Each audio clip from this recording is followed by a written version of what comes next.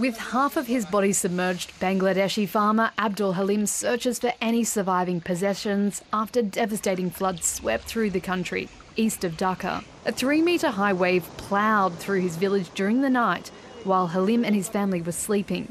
They had to swim to a school building nearby for safe ground. He's barely eaten anything in 2 days. There are no goods and no water. Barely anyone has come with relief deep inside the villages.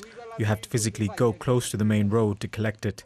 Nearly 6 million people have been affected by the relentless monsoon rains in Bangladesh, and over 1 million people left stranded like Halim, waiting for floodwaters to recede. The death toll has climbed to 23, and 470,000 people have taken refuge in around 3,000 shelter sites. Roads have been severely inundated with torrents of gushing floodwaters.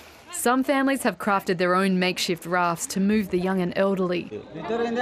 Some people took refuge in the hospital building in the village. The rest are already clearing out of their houses, including us. Bangladesh is one of the world's most climate vulnerable countries at risk of annual flooding, exacerbated by climate change. Hundreds of medical teams across the country are trying to provide treatment, but the flood conditions have made it extremely difficult. The Bangladesh Weather Bureau also issued a grave statement saying flood conditions could persist if the monsoon rains continued.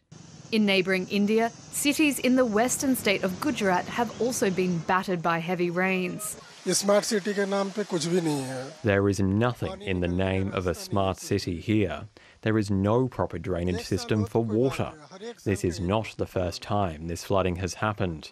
It is an annual occurrence at this point. This week, locals have faced a lack of electricity, food, and families have taken refuge in camps. Around 1.7 million people have been displaced, along with their livestock.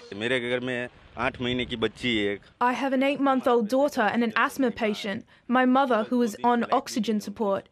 There is no electricity for the last 2 days. She is unable to take her nebulizer. Most deaths in India have been caused by landslides and the collapse of mud walls. As climate-related events become more intense, the need for resilient infrastructure is urgent. Libby Hogan, ABC News.